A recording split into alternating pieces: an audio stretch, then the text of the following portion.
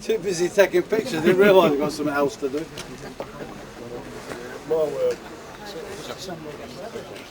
I'm buggered off taking pictures. Sort of pair of Grizzly brake vacuum cylinders, couldn't quite excited.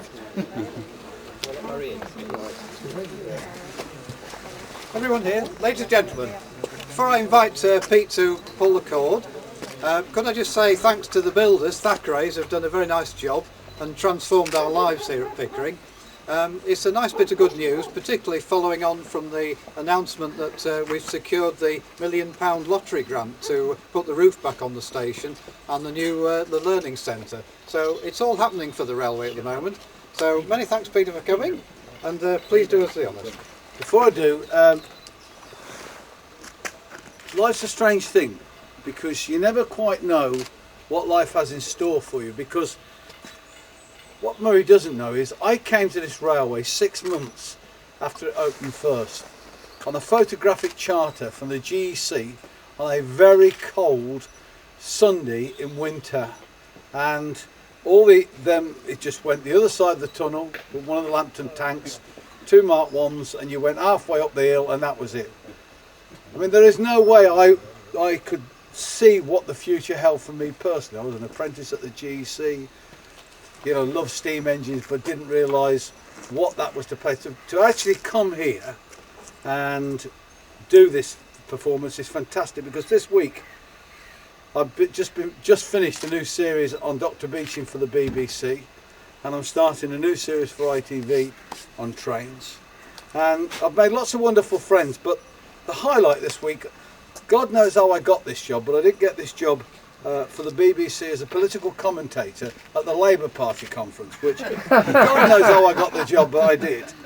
And in one of the meetings, the rail minister stood up and said, we have to thank for the resurgence of the railways Harry Potter and Pete Waterman. Now, I'm not sure whether that makes me a mythical figure or just a mate, but I've known Murray for a long time.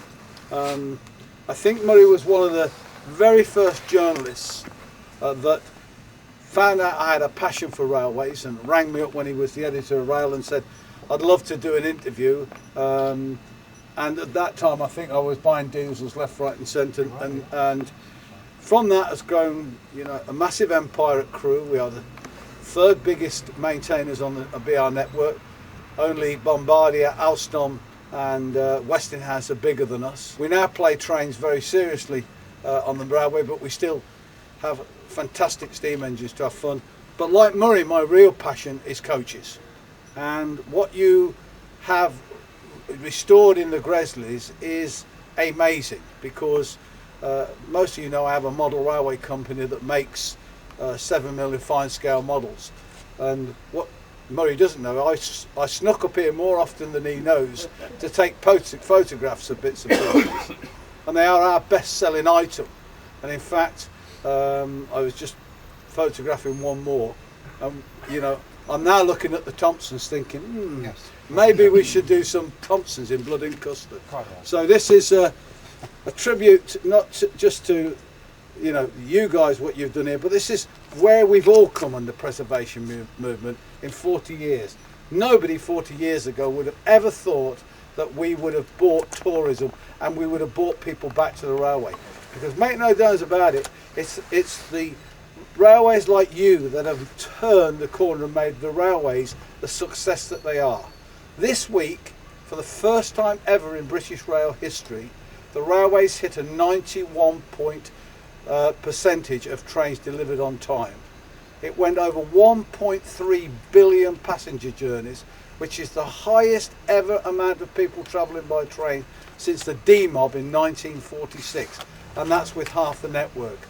And it's you guys that have brought young people back onto travel on steam trains, that they're now students travelling by train every day and take it as part of their national network. So I salute you all, and especially hope you have many a winter's night and the snow never falls on your head, Murray.